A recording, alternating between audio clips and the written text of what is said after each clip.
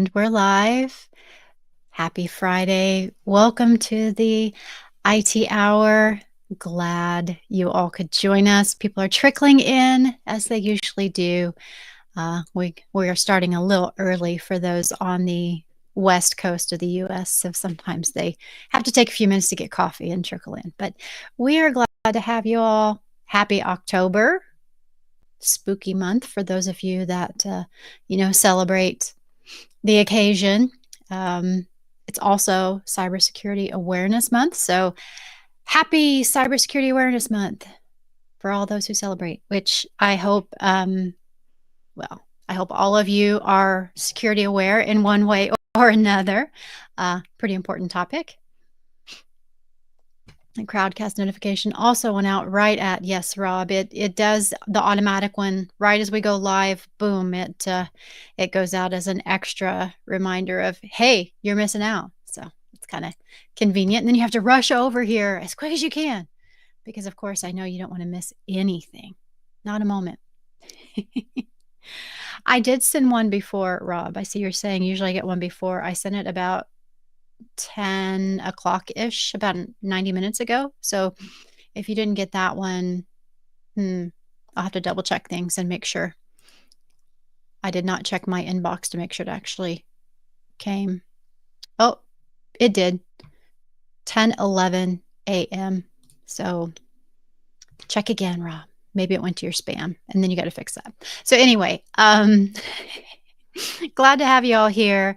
Got lots to talk about today, but before we get into all of those, Neeraj, welcome back. It has been quite a while, actually. You have to unmute yourself. I'm sorry. Yes, it's been more than a couple of years. I came last time when we did the remote assist launch. So it's been a while, yes. Yeah, well, we're glad to finally have you back. So how has it been going in the 2 years since you've been on the show?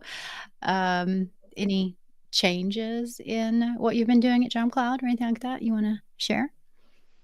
Yeah, a lot of stuff. So, one of the things that we're talking about today is all this good stuff that we have in the platform, but it's hard to make it actionable. So that's one of the most exciting things I've been working on. And it took a while coming, but we have a solid roadmap and it's in EA. So I'm excited to talk about that today. That's great. Well, yes, we are going to have a lot to talk about there. But before we get into that, it's been a rough week in North Carolina. For those of you who may remember that's where I'm at. I'm east of everything that has been going on, but it has been quite an ordeal in the western part of the state. So I just wanted to acknowledge that there's a lot of folks going through some really hard times right now. So, be kind and patient to those in North Carolina who might be, going through some things. I've actually got something in the news related to that, which I will share when we get to that section. So hold tight on that. Back to Cybersecurity Awareness Month. The theme of the month is Secure Our World, and they have 4 themes going on this month, which, by the way, I usually kind of look at it as week by week, which is a little, it's kind of difficult this month when there are 5 weeks in October. So, but since this partial week is a little bit longer than the final week, we'll consider this theme 1 as part of this week. At least I'll pretend that. And Cybersecurity Awareness Month, by the way, it was started in October of 2004. So we're looking at the 20th anniversary, and it was launched by the National Cybersecurity Alliance and the U.S. Department of Homeland Security. Wow. When I saw that, I didn't realize it had been a whole 20 years since that got started. I'm going to put a link to the site so that you can check that out because they've got all of their themes there.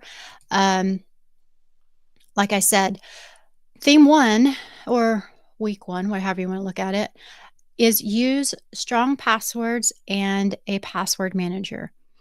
And that is actually really timely because we have a couple of things going on in our product releases, and they're around Jump Cloud Go. And one of them is Scott had posted in the community. Scott Reed, friend of the show, he's been here a few times. Uh, it, he posted about stronger passwords, no deadlines, a smoother path to security compliance. He is so good at writing headlines. But what one of the updates is administrators can now update and enhance their org's global password policy without requiring all users to reset their passwords by a specific date. So instead, you can just let them reset it when their password expires. So it was previously you had to forcibly make everyone reset their passwords by a certain date, like expiring before theirs would normally expire. So the nice thing is now they can just reset it when it normally resets, and they have to comply with the new policy. The other thing, Jump Cloud Go is now going to automatically refresh sessions during device login and unlock. So with the new agent version 1.224.1, it includes key enhancements aimed to combat user login fatigue and enhance your organizational security. And with this version or later, Jump Cloud Go now leverages device login or unlock events to automatically refresh registered device sessions. So, with the theme of strong passwords, one nice thing about Jump Cloud Go is it actually strengthens your security because we use your I'm looking at it. Yeah, Apple devices, Touch ID or the fingerprint on Windows devices or Face ID or whatever the Windows. I can't remember what's called on Windows. I'm blanking right now. I know someone will graciously give me that in the chat because you usually do. But it'll use your device's security in addition to the Jump Cloud Go to where you don't have to use insecure passwords. And it is really awesome. We use it internally. I've said this a few times. It's amazing. I actually really love it. And that's not just me saying that because I work here. I love how I don't have to retype a super long, complicated password every other time I switch to a new application. It just lets me touch my finger on the Touch ID and boom, I'm in. But also, speaking of strong passwords and password manager, of course, you know we have our own password manager. So this is not a sales call today, but just reminding you, go check out our password manager because it has gotten some updates recently. We had a show on that just a few weeks ago. If you didn't get to see that one, go check it out because the new enhancements are really great and it made such an improvement to everything. And okay, Tom asked for a favor today. There's an upcoming EA for user enrolled iOS devices with Apple accounts. And he asked that I please share that. So perk up your ears for everybody who loves those early access chances because you're going to have your chance, but there are some requirements for this. In order to be an EA tester, you need managed Apple accounts, federated or not, from the Apple Business Manager account attached to your org's MDM.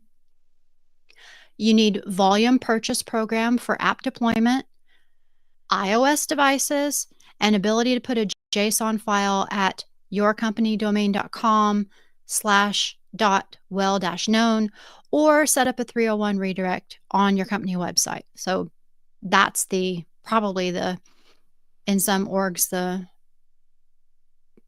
some orgs maybe the harder part to get access to. But if you can meet all of those wonderful requirements, I have a form. Here is the form.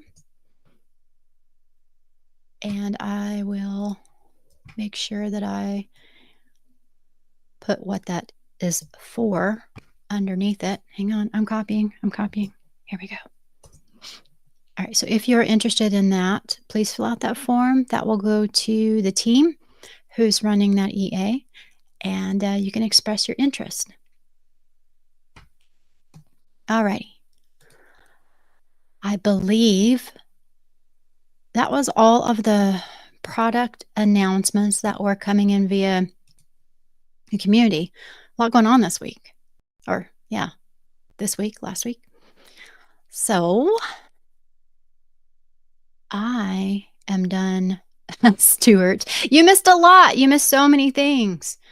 But guess what? If you watch the first 12 minutes later on, you can go back and check it out, or you can ping me on the Slack lounge and I will let you know.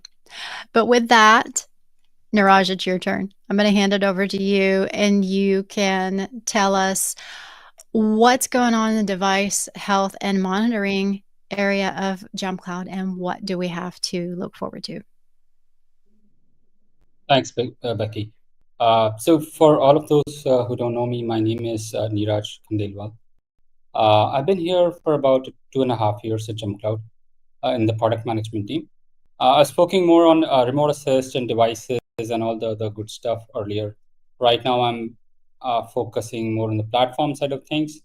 And the first thing I'm starting out is with device monitoring and alerting, which I'm going to talk about today. Let me go ahead and share my screen quick.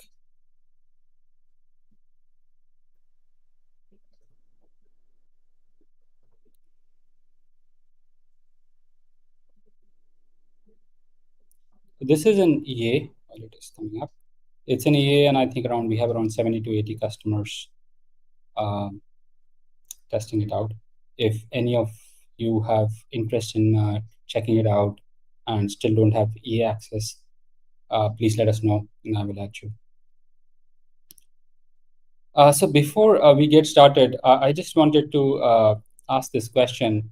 And Becky pointed out that just before the call, someone on the Slack lounge asked the exact same thing, that what tools or processes are other folks using for alerting their alerting needs. So if you have anything that you use, either as a tool like a theme product or a process or API, very interested to know on what you all are doing for that. Yeah, if any of you are using something like that, if you can put it into the chat really quickly, we will read those out. So Neeraj can use that to go into the next section. We're an awfully quiet bunch today. I think everybody did not have their coffee yet, is what I'm beginning to think. Okay, never mind. I'll start. Okay, somebody's saying another RMM, and Rob's saying, not gonna lie, almost everything is email over SMS bridges. Oh, okay. All right. If more answers come in, I will let you know as you're going along. Got it. So yeah, one of the biggest challenges that we've heard from you all is there's so much good data in JumpCloud, but it's not easy to query on, create reports of, or keep track of events that are critical, which you want to be informed about in real time. So we did the JumpCloud AI, I believe a few IT hours back, there was a JumpCloud AI and enhanced reporting capabilities presentation. And that was the first step in making our platform more easy to query as well as to report on. And what I'm presenting today is more on the alerting side of things. So you can set up your custom alerts uh, to be informed about anything that's important to you. And to double click into this, as the platform, Jump Cloud platform, it manages several key parts of your digital infrastructure. It manages all your identities in the directory, um, access via SSO events, via LDAP and Radius, as well as all the devices through the agent as well as MDM. So there's tons of insights into the platform, but so far the trouble has been how do you get to know when some significant event is occurring that you need to take proactive action on. That's And a good okay, that's really good because some of them are saying in here, alerts. Y'all are getting alerts. We just pull logs after the fact. Some say it's a mixed bag for them. Some prefer Microsoft Teams channel for alerting. And another one said mix of things here as well. Some email notifications, some Slack notifications. Jay is saying Pulseway. So there are a lot of different things there. So that kind of answers that question. understood, got it. So those are all the channels for the alerts. The first step in this journey for JumpCloud is to be able to define or customize those alerts. And that's what I'm going to talk about today. So we are adding alerts to the platform. So you can define rules, customized rules that are specific to your needs and get alerts for them. In V1, it's more on the console, but soon after, we're also adding the ability to send them out of the console via email or Slack or what have you.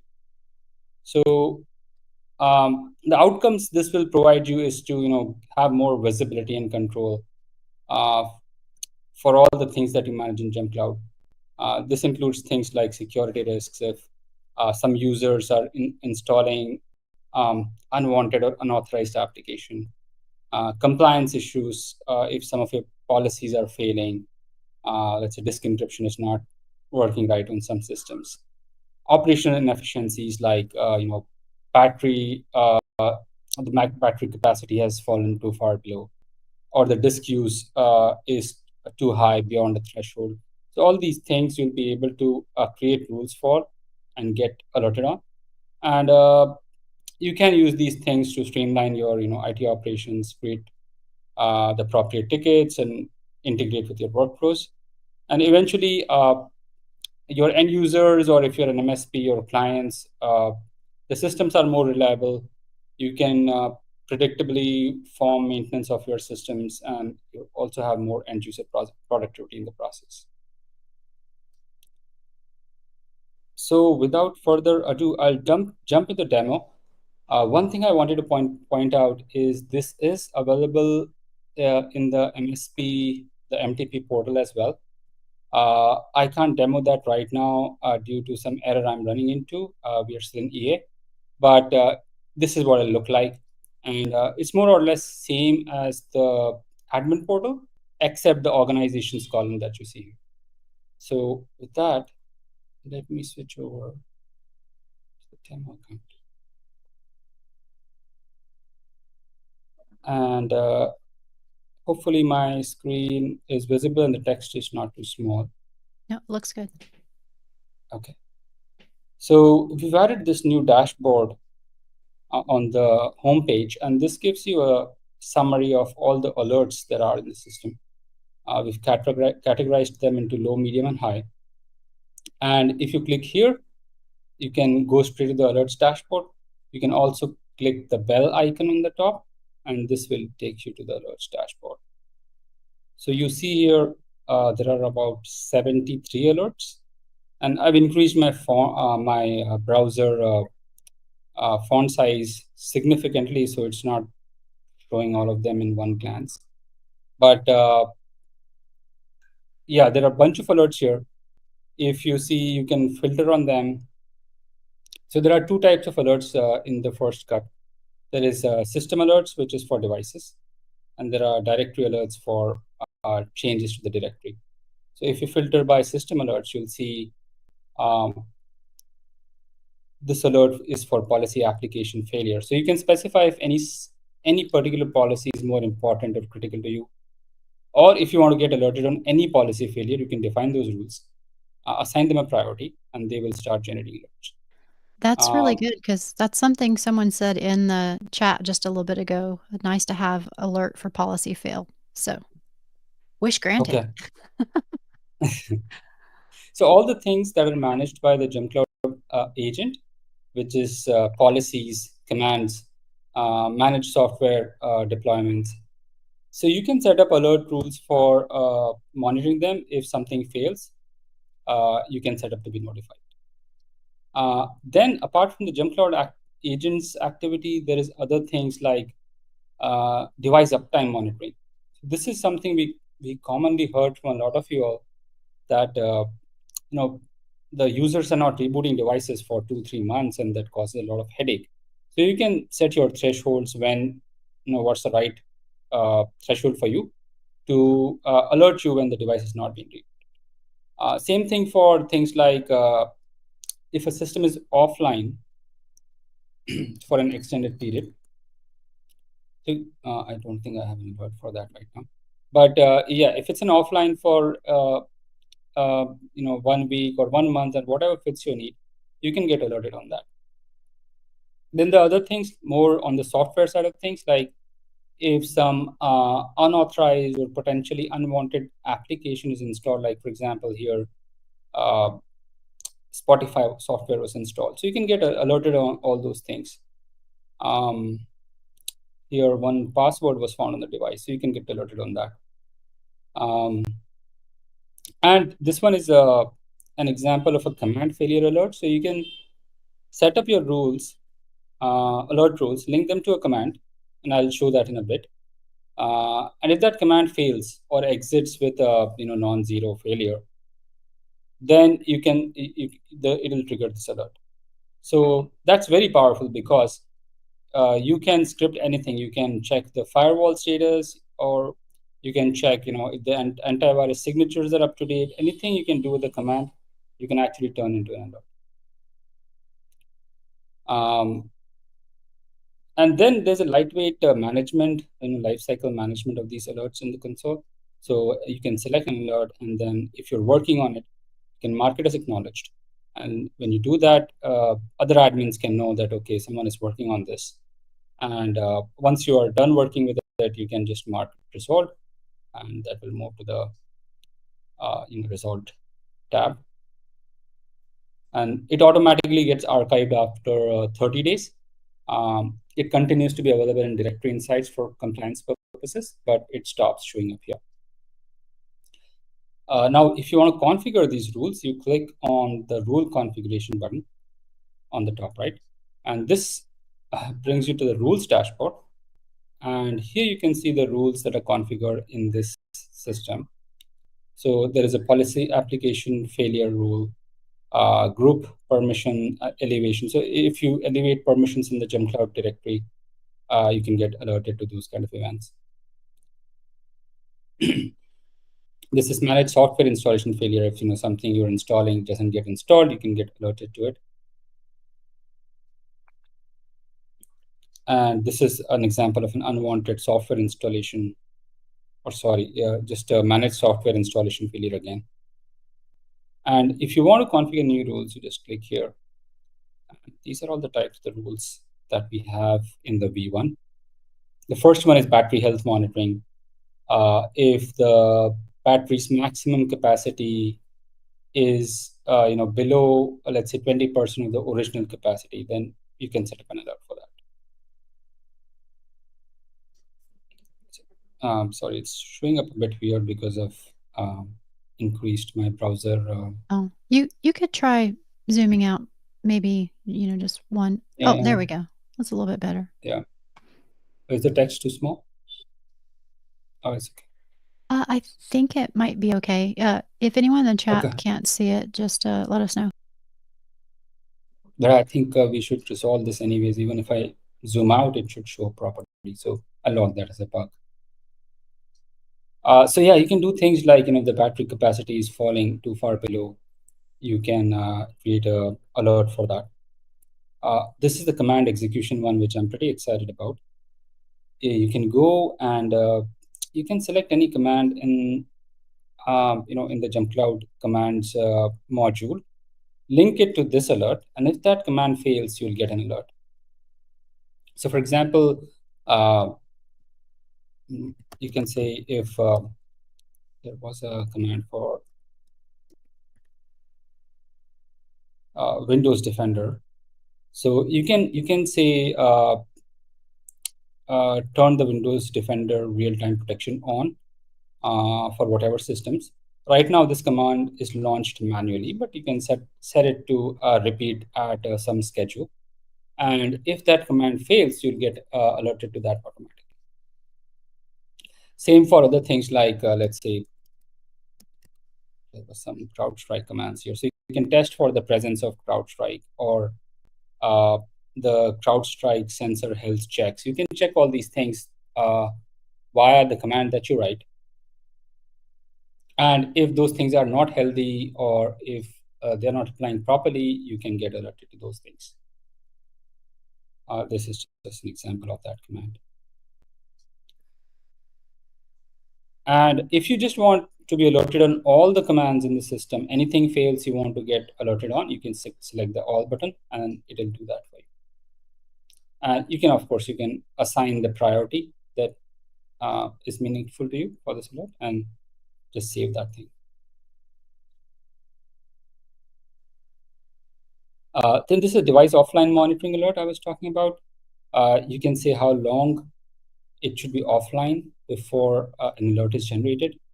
The default here seems to be 14 days.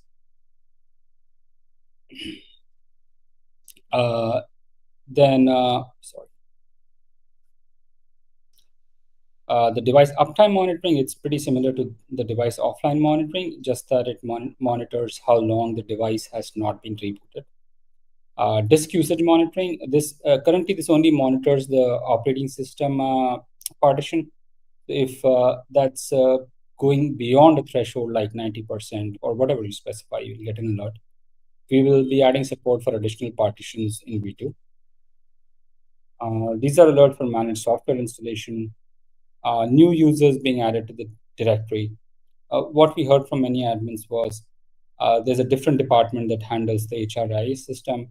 And when they add some user, they want to get notified so that they can start their provisioning process or do whatever they have to do. So this can alert you to those kind of things. Quick And question. these are the ones, yeah. Charles is asking, what actions can you take on an alert or failure? Can you run an installer, push a profile, etc.? What can you or can you not automate?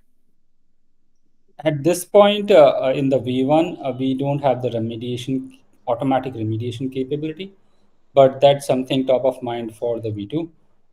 So you should be able to associate a remediation command to the alert, and that could be anything you define with PowerShell or Bash, and that'll run the system that triggered the alert.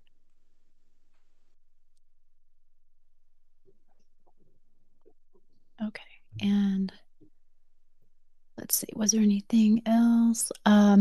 Ty is asking about signing up for the EA.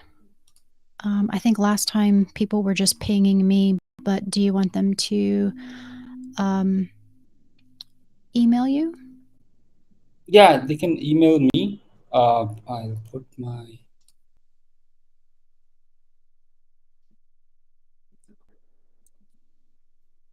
email in the chat.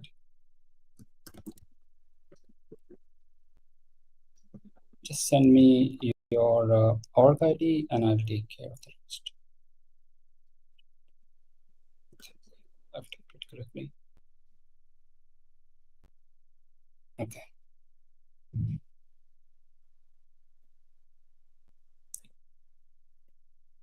So going back to the demo, yeah, these are the other software compliance sort of alerts where you can monitor for any software addition events if something gets installed. um, and you can use contains or equals any of these operators.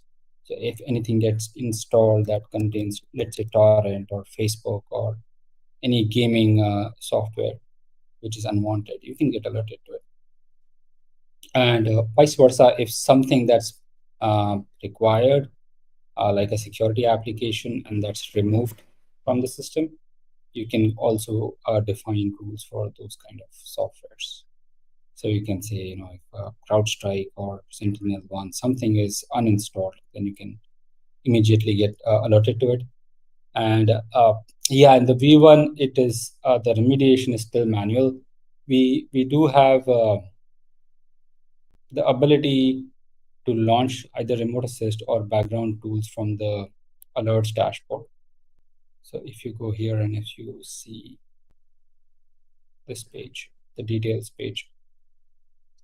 So in this one, the BitLocker full disk encryption policy failed.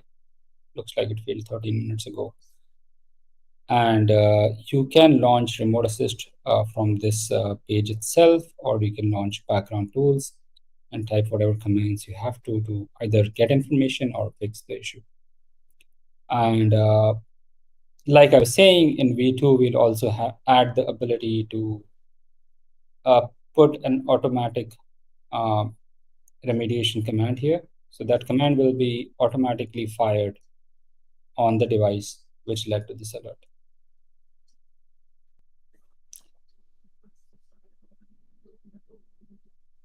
So going back to the rule configuration, yeah, I think I've covered most of the rules.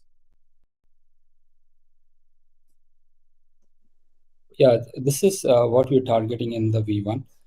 Uh, most of these are fixed templates. And as I said, this command execution failure is pretty powerful because it allows you to monitor anything, almost anything on the devices.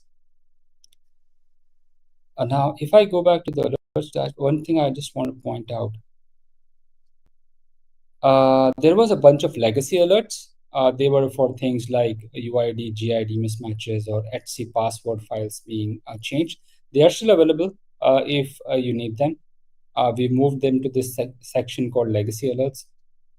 But the main page shows the new style of alerts from now. And the same interface is almost exact, except the organization column is available on the MTP portal, or the other way around, sorry, with the organization column is available on the MTP portal.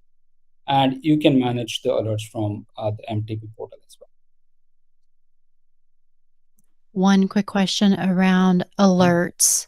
Stuart is wanting to know if it's just portal alerts on V1, not email, and hopefully Slack or Teams or something. Yes, it is only in console alerts for V1, but we are already looking at external notifications either via email or webhooks to things like Slack and so on and so forth. I was playing around earlier and I realized that you can actually send an email to a Slack channel as well, and it's pretty easy to set up. So we were just brainstorming around what makes the most sense to do first. And that is one question I want to ask you all. Uh, what are your preferred channels for getting alerted about these kinds of alerts? Is that email or Slack, or sending it to an IT ticketing system, or what are your preferences? Okay, I'll wait for those. And while those are coming in, Jonathan is saying, looking forward to V2 where all the automations can happen based on these triggers, like BitLocker failed with device multiple numerators, and then run existing command, or computer XX has been online for 20 days, send them an email to reboot, then check for updates. So kind Got of it. we're So going send the if end this user then an that email. sort of things. Yeah. And then Got it. after you Okay. send them an email, then it checks to make sure that that update, like that reboot, actually happened. Happened or not happened. Okay. Mm-hmm. Makes sense. And Kelly wants to know, will this work on devices that are added to Jump Cloud but enrolled managed with a different MDM? Yeah, all of these alerts require the Jump Cloud agent. So that's a requirement. It doesn't matter if they're enrolled with a different MDM. Nathan says also would be great to potentially push alerts to the admin mobile app as an option. Yeah, that's a good one. Yeah, in the And background, sorry. Go ahead. no, it's okay. Go ahead. I was just saying that the notification, the whole service that we are designing is it'll be a generic service with different support for different channels. Maybe email comes first, but things like mobile push and webhooks and all that will be part of that same service. All right, let's see what else we have here. Jay says email and webhooks are best, allows us to integrate with anything. Mhm. So good note there, Jay. And Jonathan says admin mobile apps needs work. Okay, got you there. And Stuart says Jira would be nice, but I know that would be a lot of work. So pushing notifications to there. So are you talking about maybe auto opening a ticket? Is that the reason you're wanting to push to Jira, Stuart? Oh, and Jay says, after he said email webhooks are best, allows us to integrate with anything, he says, versus trying to stick to specific third-party vendors. Okay. So, Yeah. right. Makes sense. Yeah, I think using webhooks, we can also like if and when we do the webhooks, it can integrate with Jira because Jira does support webhooks. And honestly, when we were doing the research for this, Jira service management came up as the top ticketing that most folks use. And I was poking around, and it looks like it supports webhook-based integration. The one thing is that we can send the information to Jira, getting back from Jira and updating in our portal. That's the two-way integration is a little more, custom work. So we'll have to figure how to prioritize that. Yeah. And Jonathan said email is good as those can be parsed into other things from there. Okay. Can Mhm. copy different email addresses for different systems. And then Jay says GemCloud mobile app integration would help rival other RMM tools as well. Mm, Yes, good to know. that's one of the main uh, reasons for doing this initiative is to become because we already have a lot of the other automation things that RMMs do in terms of scripting, patching, managing software. This is device monitoring and alerting is one of the key missing pieces when we compare uh, with other RMMs, especially on the automation side. So yes, that is definitely one of the goals for this initiative to make it a competitive offering to displace some RMMs as well. Yeah. And Stuart says admin mobile agree would be helpful. And Kelly says +1 on email. We can route to our ticket system. Mhm. And Ty says literally was just talking about getting alerts in JumpCloud. Very excited to join the EA for this. So Awesome. great timing. And Ricky's saying that would be his reason. But yes, email can be routed for sure. Yeah, yeah, I've heard that from several folks that you can route it to both ticketing systems as well as things like Slack. And Tad says monitoring if OneDrive was actually working would be super cool. As long as you can write a script for it, you can set up that monitor. Yeah, it's kind of like monitoring the McDonald's machines and see whether or not they're working. Oh, I'll have to put this one on screen. Ricky plus 234 trillion, or that's even higher than trillion. But anyway, it's plus 23482398573298753 on OneDrive alerts. So that's a lot of pluses. you could say. So you're saying you struggle with OneDrive, eh, Ricky? That's my takeaway.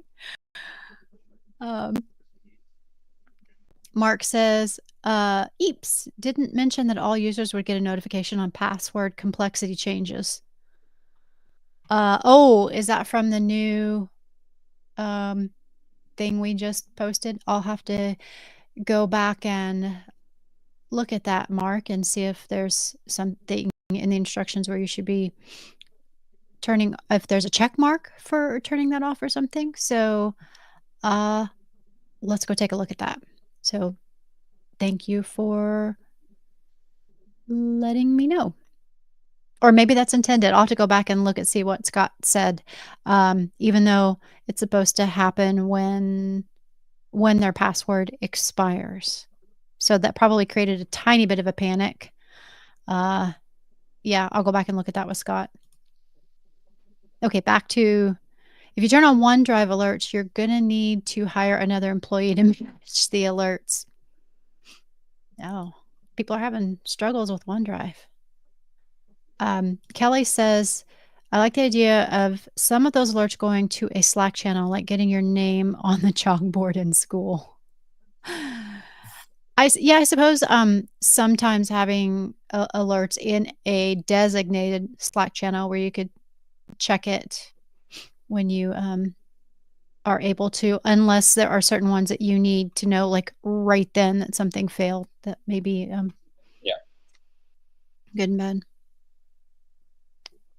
And so Ricky also Yeah, says, oh, go ahead.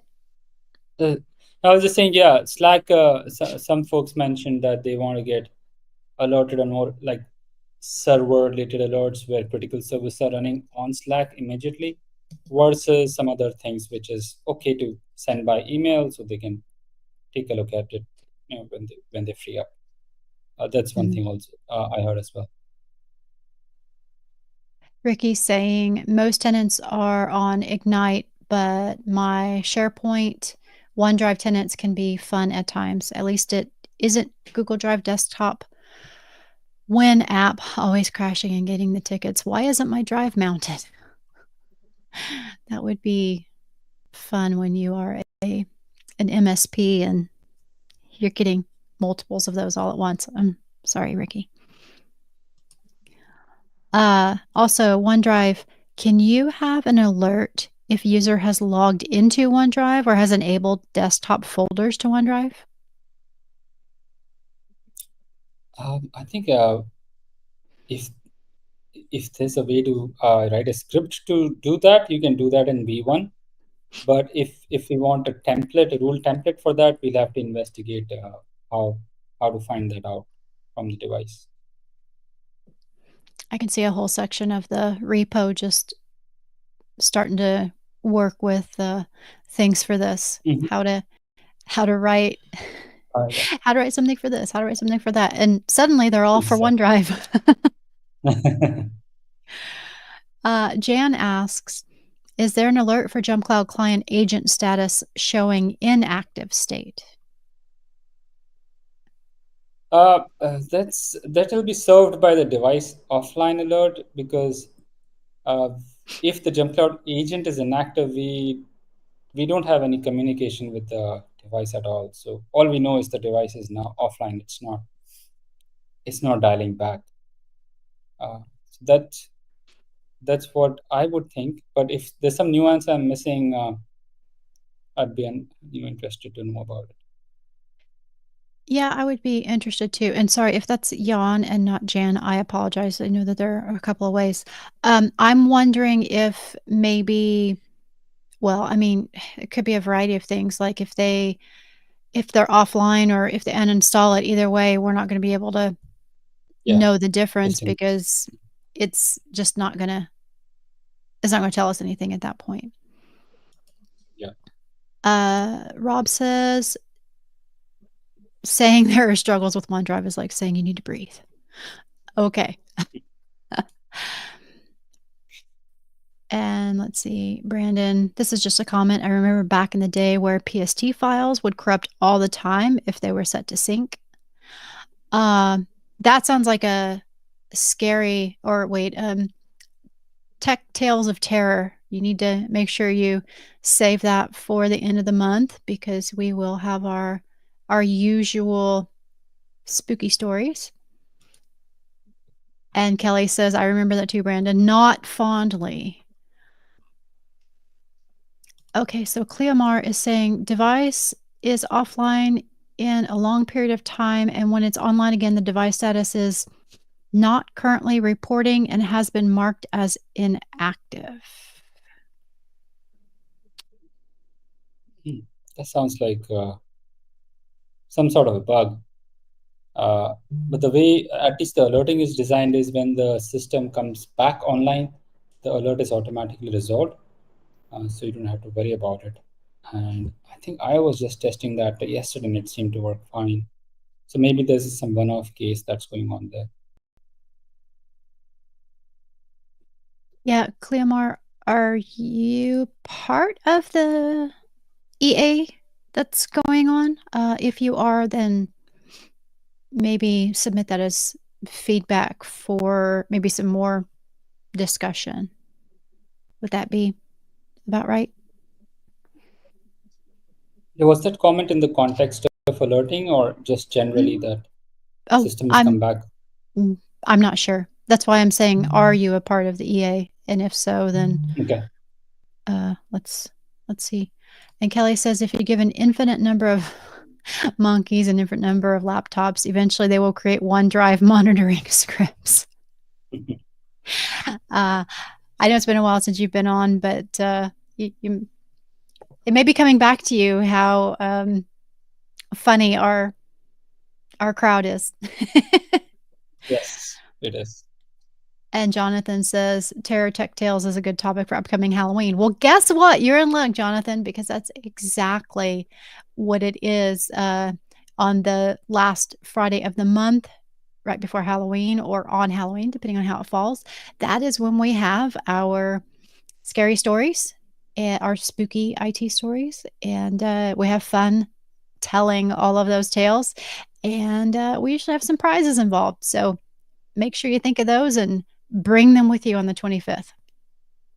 So let's see what else here. We've got people chatting to each other because Rob is saying PST files used to corrupt. Used? When did they ever stop corrupting? And Brandon says back, it used to be a guarantee if you tried to sync them. Otherwise, it's just regular levels of corruption. Uh, let's see. Tad says, by the way, Datadog log integrations will report jump cloud logins, among other things, and OneDrive SharePoint activity working on a difficult correlation alert. Tad says, sorry to hijack. Well, that's good information for people to know. And the IT hour, while we do focus a lot on jump cloud, we are not immune to letting people talk about other things occasionally. So perfectly okay. And let's see. Oh, Charles says IT Hour Treehouse of Terror. Okay, but I kind of like Tech Tales of Terror. Maybe it's a Tech Tales Treehouse of Terror. We'll work on that. You can work on that in the IT Hour channel on Slack and come up with some good names. Let's see. Ricky has to cruise out, so thanks for joining us. And oh, Charles said that was a Simpsons reference. I haven't watched The Simpsons in a long time, so that went over my head there, Charles. So thank you for keeping the geekery alive. So all right. So what you have displayed here, tell us about this. Yeah, I was just gonna say that this is in EA again, and we are looking to go GA sometime in November. I think it'll be pretty much the second half of November. And this will support macOS, Windows, and Linux right out of the gate. Uh, and other things I showed, you can view and manage, prioritize the alerts from the admin portal or the MTP, and you can leverage custom scripts for advanced monitoring capabilities. Uh, the V2 is targeted for first half of next year. Like we were talking, notifications is one of the most critical things here, either via email or webhook or what have you. Then the additional alerts for things like devices being slow or network being slow, um, monitoring processes and services, and we'll have an additional list of prioritized alerts that is that'll come in V2. And the one very important thing we're also looking at is platform-wide alerting. So not just for devices, but anything happening within the directory or accessing web applications like unusual logins or those impossible travel kind of scenarios where a user is simultaneously logging from US and Russia or some distant place. So those kind of things we are also looking at to add for the V2 or V3 of alerting. And many of the other product folks in other teams have also been asking about the ability to alert on things relevant to their modules, things like SaaS management module reporting on new SaaS applications being found, or user provisioning, deep provisioning events. For example, there was a case recently where the user deep provisioning didn't happen properly just for one application. I believe that was Salesforce. So they want to get alerted about those kind of things. So we are looking at making this a more platform-wide capability, so you can get alerted on all these sort of different events that are related to the platform. And yes, this is one Oh, additional question. yeah, one more question before you jump to that. Uh, Yeah. Charles wants to know what are the requirements for the endpoint's latest version of GemCloud Agent OS? Requirements for endpoints. Sure. That came in while you were talking about this. Charles, do you want to add some clarity in the comments real quick?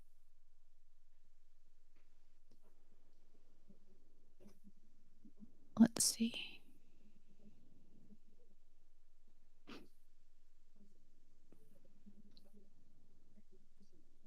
What are the prerequisites?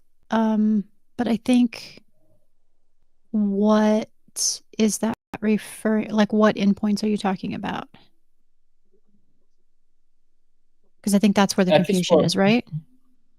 yeah. Oh, on the I mean, devices if you're you're monitoring. asking, On the devices yeah, that the you're only monitoring. okay, the only prerequisite is the GemCloud agent is installed. Um, for some of the alerts, you also need system insights, things like disk usage monitoring or battery monitoring. Those are the only two things. And Okay, whatever compatibility the GemCloud agent has with the different operating systems, all that is. perfect. All right. Yeah, please ask your question. Yeah, this was my last question. Any additional alerts that we don't have in V1 or we haven't talked about or discussed for V2? I would love to hear and make a note of them.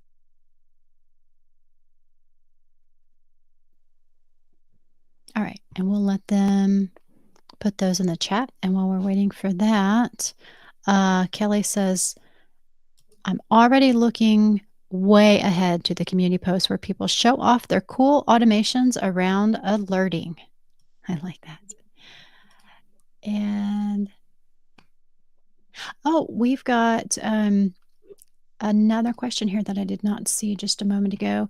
I also see same issue with devices being marked as inactive, even though they're online green or last contact Hmm. was recent minutes. And this happens a lot, not in EA. And all whitelisting has been done, happens on Windows or Macs, and it happens with all of our software or without. Okay. I think, yeah, we need to work with support on that. Sounds like I have not seen that behavior in my systems, but sounds like more than a few folks are seeing that.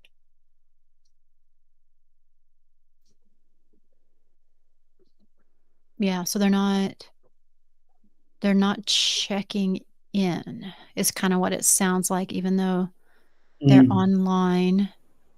Because it says marked as inactive even though they are online or last contact was recent. All whitelisting has been done. They're not in the EA, so it's not that. Okay. Yeah, I would be curious if you have filed a case for that or, done anything around that to kind of see what might be happening. So we may have to have you file that and see if we can figure out what's going on. Nathan says this is only for desktop devices currently. Yes. Will there be alerts for Yes, mobile in the this one. future? In the future, yes. But V1 is only desktop devices.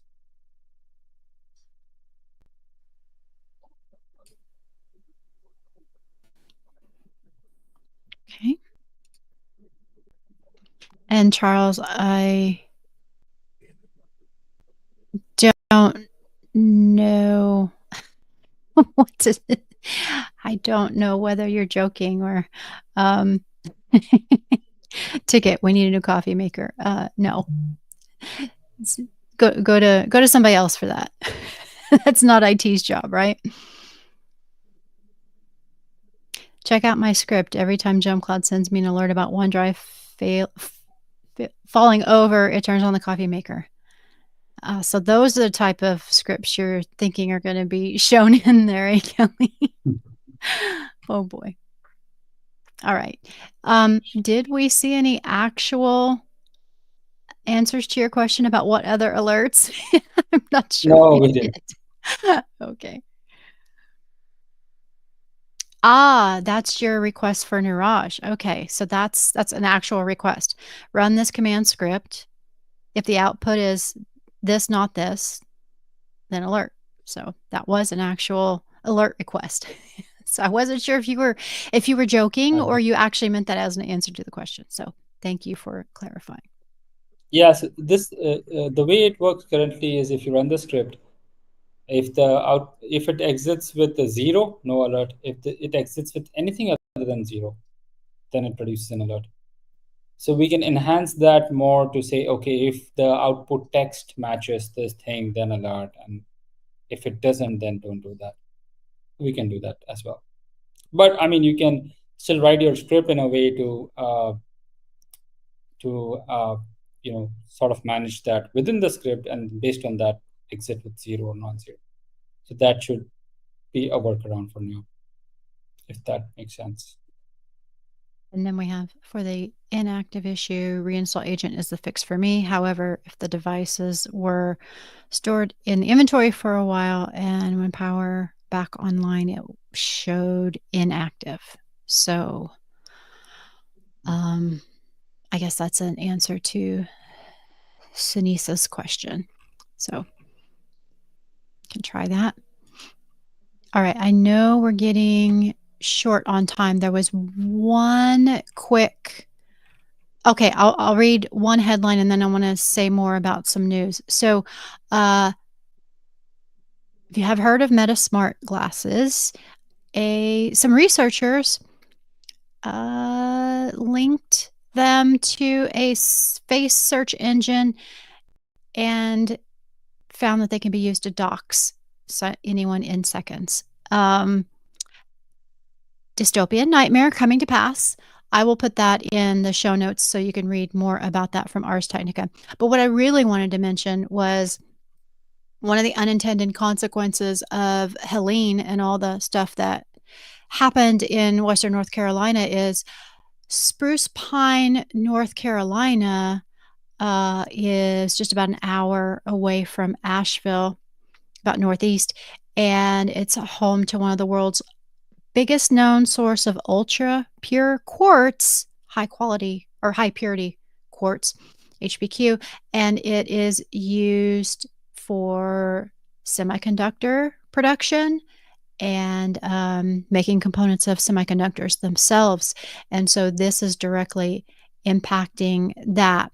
Now, for companies that have stockpiled it may not be a big deal for them, but depending on how long all of this lasts around infrastructure and things like that, it could be a longer term problem for the industry. One person estimated that would be around a month for any serious impacts to be felt. But with the high damage to the infrastructure and everything, um, I think it could very possibly be longer than that because I don't think people realize how badly all of the infrastructure was damaged in that general area. And it's not just Asheville. It goes all the way up to Tennessee, the North Carolina Tennessee border. There were major parts of the freeways there that were damaged pretty badly. Um, Lots of small roads in and out of Asheville area were severely damaged. A lot of those roads are still closed as far as I know. So I think those people that are commentating on it don't really realize how bad everything is in Western North Carolina right now. So I think we still won't know the consequences of that, until much later. Like, right now, they are literally still doing rescue efforts because everything's so high up in the mountains that they can't get enough big equipment up there to, do what they really need to do because the roads just aren't stable. So, yeah, it's gonna be it's gonna be a while. I may talk about this more just because of people not realizing how long it takes for something like this, small, rural areas to recover from things like that, and it's not being talked about a lot in the news. So, uh, you may hear more from me on that. And so, sorry, not sorry. But I see that people are talking in the chat about the glasses. It's not just the facial recognition though, Charles. It's also the fact that they can find out a lot of information about you just by glancing at you. Like, we're talking address, phone number, things like that. This is really scary for people who have experienced domestic violence, maybe people who have moved to escape exes and things like that because they felt they were in danger, um, even witness protection and things like that. There are consequences of things like that that people need to think about. So these researchers have refused to share like how they connected them and what they did exactly because of the fear of this thing exactly. Um, so there's a lot to think about for that. So um, So, yeah, it's not all bad because if you can't remember names very well, that could be really great to look at someone and go, "Oh, hi, so and so that you haven't seen in 10 years," and, you can seem like a super genius because you remember everybody with no problem, but the flip side of that is, you know, maybe kinda weird. Charles wants, "I want the functionality. This is Terry. He works with you in marketing." So, yeah, I could see that. And yeah, since you don't have someone's walking behind you like, Miranda did in The Devil Wears Prada, where people just whisper those names in your ear for you, I guess you have to have technological help. So, all right, with that, we're over time. Thank you to those of you who stayed over. Neeraj, thank you so much for being on the show and sharing what is to Absolutely. come. Very exciting stuff. Um, Stay tuned next time where we'll have theme number 2 from Cybersecurity Month. Be watching out and make sure you're secure. And we will talk to you next week. Take care, everyone. Thank you. Bye bye.